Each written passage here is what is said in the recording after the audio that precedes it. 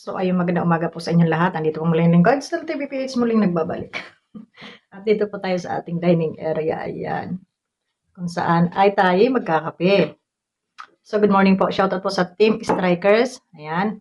Shoutout po kay Tita Lydia, kay Ma'am Jacqueline Lucusin, kay Kabergs, kay Sis Hayat Samoras, and Magalo Mix Vlog, Selena Barbosa Official, Kabergs, Ate Glo, at Hasa 26 TV, ayan, kasama po natin. At ang inyong pong taga Kuda.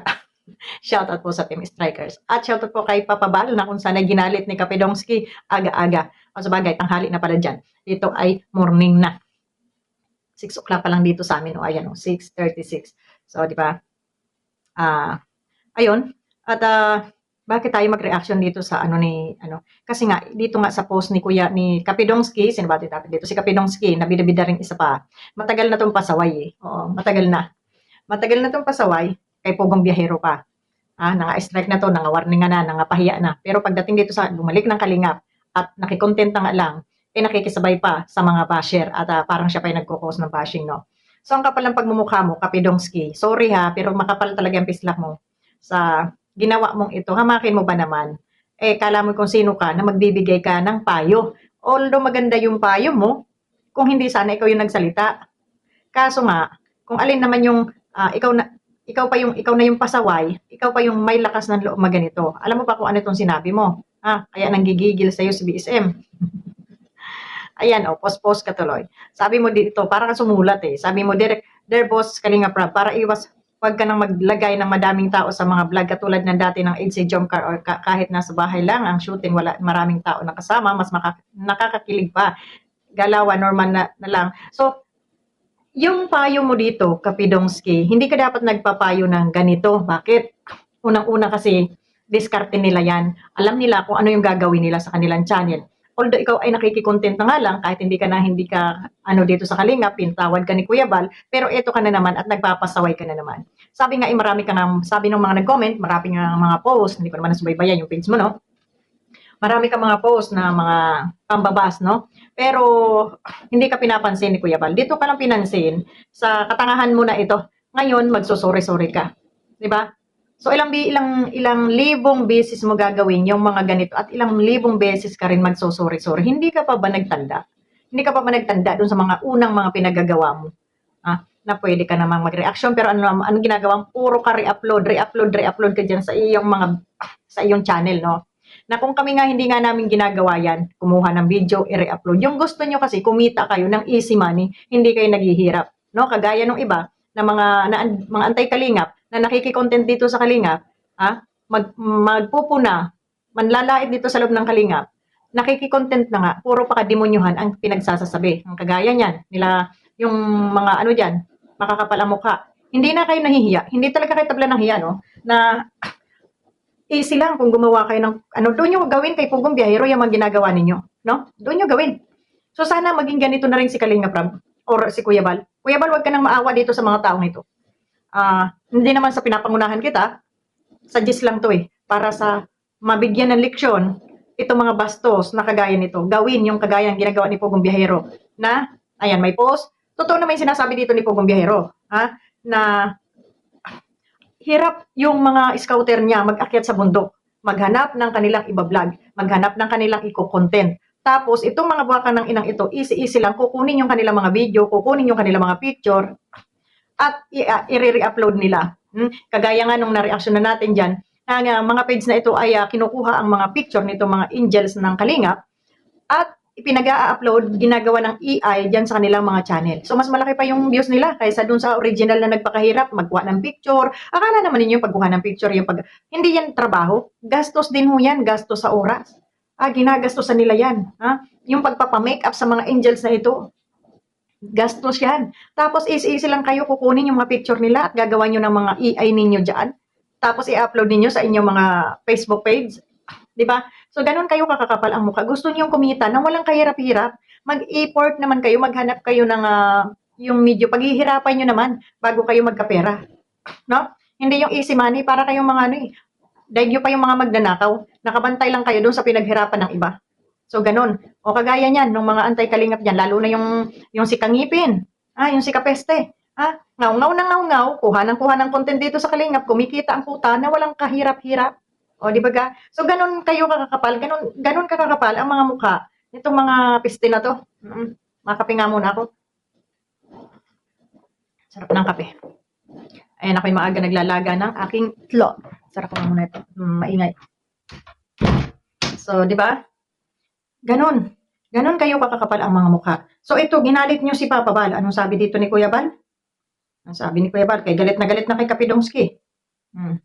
Sabi dito ni Kuya Bal, wag mo akong sagarin, Kapidongski. Nakiki-content ka na nga lang, mag-advise ka pa. Di ba? So, ito isang parang pang-iinsulto, no? Sa Kalingap, ito mga ginagawa nyo. Hayaan nyo sila kung anong gustong gawin ng mga vloggers na ito. Wala kayong karapatang mag-question. Galaw nila yan, effort nila yan, talent nila yan. Kayo, nakiki-content lang kayo, wag kayong mga demanding. Hindi ba pwedeng kayo mag-content na lang? Hindi yung kung ano-ano pang pagngangaw-ngawin ninyo, kumikita na nga kayo na walang kahirap-hirap, mga ano pa kayo, mga demanding pa kayo. Nakakapikon talaga to. Nakakapikon kahit sino mapipikon. Kagaya nga, ito nga lang, ito pa lang yung nakita ni Kuya Bal na post mo, nag-init na. Ano pa kung nababasang lahat ni Kuya Bal, yung mga komento dyan ng mga tao, lalo na yung isang luki-luki dyan, ito si Baltar. Baltar, ang linaw-linaw, Baltar, ng iyong comment. Ang linaw-linaw ng iyong comment. Nasaan na ba yung comment ni Baltar na yon? Hindi ko yata na-forward dito. So, hindi ko nga na-forward. Baltar, utang inang ilong mo yan, Baltar. Nakakaadwa ka. Sabi ni Kapidong, at ikaw pa may ganang magsalita dito, Kapidongski, Anong sabi mo dito? Nayabag na, Kuya Bal, kabalubaya, jud ka sa ako, ang kabuang nag-joke pa, gani ko, nayati na ni Ron, patay na, ani, di ko nakita, ni mo dire sa Hong Kong, peace, Kuya Bal. Nasa Hong Kong ka pala. Sinalang ko, pakita ni mo dire, Hong Kong, patay na ni. Sabi niya. So, yun. At yung kakapalan ng mukha mo, kung walang tumulong sa'yo dyan, hindi ka rin makabalik sa Hong Kong. Tapos, ikaw, puro ka katarantaduhan, Kapidongski. Puro ka kagaguhan, puro ka kagagahan. Andyan ka nga sa Hong Kong, sino pang tumulong sa'yo dyan? Di ba si Tita Lydia? Bastos mo, tapos wala kang mudo. Nakarating ka ng Hong Kong. Kung hindi ka tinulungan ng ibang tao, hindi ka makarating dyan. O hindi man ako nanumbat, pero danda naman yung katangahan, Kapidongski. Sabi dito ni Kuya Bal, sino ka, Kapidongski, para mag-advise sa Kalinga kung ano ang gagawin? Nakiki-content ka lang naman, pinagbigyan na nga kita mag-content, nakikialam ka pa, Kuya Bal. Totoo naman, pinagbigyan ka, bumalik ka dito sa Kalinga, pinatawad ka, tapos ngayon ito ka na naman, gumagawa ka na naman ng katarantaduhan mo. Hindi lahat ay nadadala natin sa joke, lalo na at sumasabay ka sa mga basher na ito, no? Hindi lahat ay joke, Kasi malaman yung sinabi mo dito, nag-uutos ka, na hindi mo gusto yung kanilang ginagawa. Kaya gusto mong baguhin nila yung kanilang style. Huwag kayong ganun. Kasi kung hindi nyo gusto ang style nila, huwag kayong manood o huwag kayong mag-content. Dahil yun ang gusto nilang style Bakit may papabago? Sino ka? Amo ka ba nila? Hindi. Di ba? Sumusweldo ba sila sa inyo? Hindi. Style nila yun. Kaya wala kayong karapatan mag-utos, lalo na dito sa mga viewers na makakapal din ang mukha, Arlene Baltar, isa ka pa, bubita ka. Anong sinasabi mo na nag-iipon ako ng views? Ulul. Kahit wala akong views, sinasabi ko siya magkukuda ako dito, kahit ako na lang mag-isa dito. Mga basher kayo, wala na kayong makitang magandang ginawa ng kapwa nyo, miserable ang mga buhay ninyo. Di ba? Ang gagaling nyo mag-utos. Ganito ang gawin nyo, Kalinga Prab, ganito ang gawin nyo, Kuya Bal. Bakit kayo mag-uutos? Kung yun ang gusto nila, yun ang style nila. Kung hindi nyo gusto yung style nila at pamamaraan nila at patakaran nila, lumayas kayo. Hindi kayo kawalan. Hindi kayo kawalan. Hindi kayo kawalan. Kaya wala kayong karapatan mag-utos sa kanila. Wala kayong karapatan ituro kung ano yung gusto ninyong gawin nila. May sarili silang kaisipan. Bakit kaya hindi kayong gumawa ng sarili ninyong community at utusan niyo yung sarili ninyo kung ano yung gagawin ninyo? Hindi yung mag-uutos kayo doon sa iba. Kahit ako, mapipikon ako sa inyo.